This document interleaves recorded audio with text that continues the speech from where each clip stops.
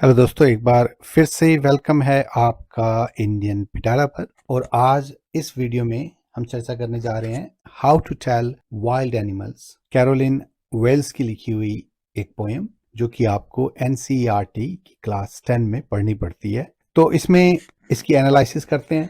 तो सबसे पहले ये जो पोएम है how to tell wild animals, ये एक मजाकिया अंदाज में लिखी हुई पोएम है जिसमें जो पोइटेस है वो आपको ये बता रही हैं कि अगर आपको इन जंगली जानवरों से आपका पाला पड़ता है तो वो कैसे होते हैं और कैसे दिखते हैं और वो किस तरह से आपसे ट्रीट करते हैं। ये कविता कुछ मायनों में मुझे जो एक मूवी आई थी अमिताभ बच्चन की, मिस्टर नटवरलाल, उसमें एक गाना था ना, मेरे पास आओ मेरे दोस्तों। आओ बच्चों, आज तुम्हें एक कहानी सुनाता हूं मैं।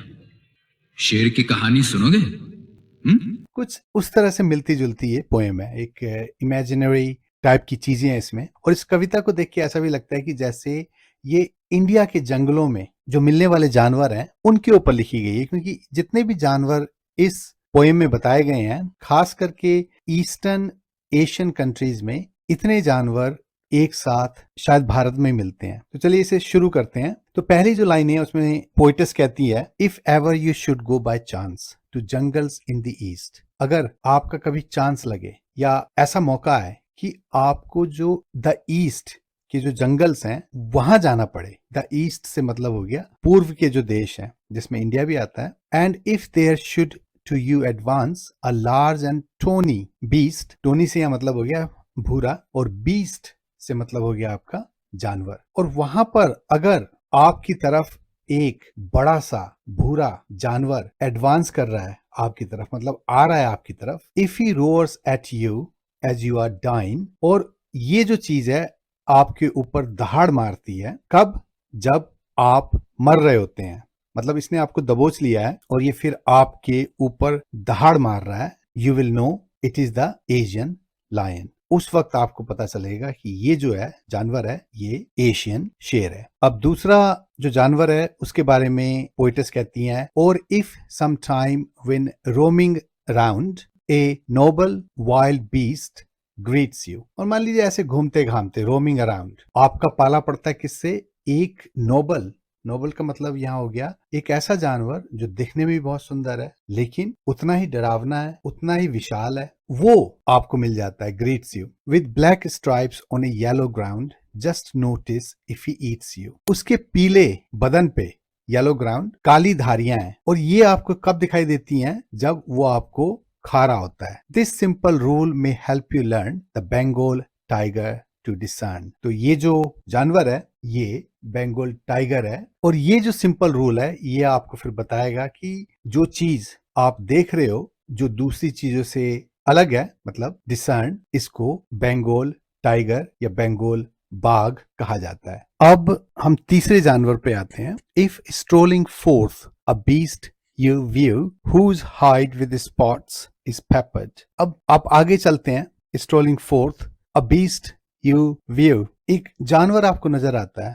whose hide with spots is peppered, जिसकी खाल हाइड पे स्पॉट्स यहां वहां पड़े हुए हैं, spots is peppered। as soon as he has leapt on you you will know it is the leopard। और जैसे ही वो आपके ऊपर छलांग लगाता है, हैज लेफ्ट ऑन यू, आपको पता चल जाएगा कि ये लेपर्ड है, मतलब तेंदुआ है, क्योंकि तेंदुआ की खाल आपने देखी होगी, उस पे जगह जगह स्पॉट्स बने होते हैं। It will do no good to roar with pain, he will only lap and lap again. और इस वक्त जब वो आप पे छलांग लगा चुका है, आपको दबोच चुका है, तो आपको फिर पेन में जो आपको दर्द होगा उसमें चिल्लाने से कोई फायदा नहीं होगा, क्योंकि वो आपके ऊपर छलांगे लगाता रहेगा, लैप एंड लैप अगेन। अब नेक्स्ट एनिमल पे आते हैं। If when you are walking around your yard you meet a creature there. अब पोइटिस आगे कहती है, मान लीजिए आप अपने बगीचे में या आसपास की किसी जगह में घूम रहे हैं और आपको एक क्रीचर, एक जानवर वहां मिलता है, who hugs you very very hard, be sure it's a bear, जो आपको बहुत ही कस के पकड़ लेता है, अपने से बांध लेता है, तो समझ जाओ कि ये एक भालू है। If you have any doubts I guess he will give you just one more caress। और अगर आपको अभी भी विश्वास नहीं होता तो मुझे लगता है, आई गैस, कि वो आपको एक और बार करैस करेगा, मतलब आपको सहलाएगा, क्योंकि भालू की आदत होती है, वो आपने देखा होगा पेड़ों के पास अपने को खुजा रहा होता है, ठीक है, साथ में लोटपोट कर रहा होता है, तो हो सकता है कि वो आपके साथ भी उसी तरह का व्यवहार करे। Though to distinguish beasts of prey, a novice might nonplus। हालांकि कई बार ये जो शिकार करने वाले जानवर होते हैं, जैसे कि शेर हो गया, टाइगर हो गया, भालू हो गया, अ नोविस, एक जो नौसिखिया है जिसे पता नहीं है इन जानवर के बारे में, might non plus. Non plus का मतलब यहाँ हो गया शायद वो थोड़ा कंफ्यूज हो जाए। The crocodile you always may tell from the hyena thus, क्योंकि एक जो मगरमच्छ होता है क्रोकोडाइल, वो हमेशा हाइना जो लकड़बग्गा होता है उससे अलग होता है। Hyenas come with merry smiles, क्योंकि जो हाइनास जो लकड़बग्गे होते हैं उनके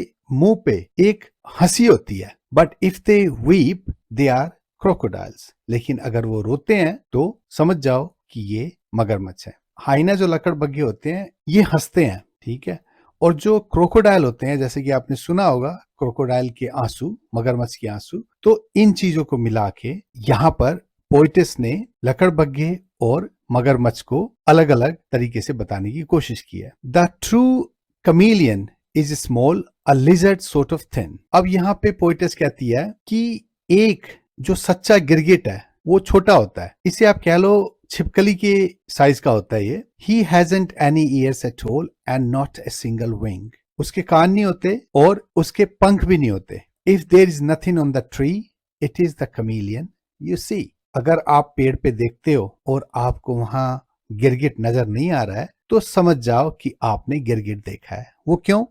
क्योंकि गिरगिट जो है रंग बदलता है, और अगर गिरगिट ने आपको देख लिया है तो वो छुपने के लिए क्या करेगा, अपना रंग बदलेगा। और जब आप पेड़ पे देखोगे तो वहां पे आपको कोई गिरगिट नजर नहीं आएगा, क्योंकि उसने अपने आप को भी पेड़ के जैसे बना लिया है। इसलिए अगर गिरगिट वहां पे आपको नहीं दिखता तो समझ जाओ वहां पे गिरगिट है। तो दोस्तों, होपफुली आपको ये पोएम पसंद आई हो, तो बताइएगा कैसा लगा, और अगर पसंद आई हो तो सब्सक्राइब भी जरूर करें और कमेंट्स वगैरह भी जरूर भेजें। तो आज के लिए इतना ही, फिर मिलते हैं।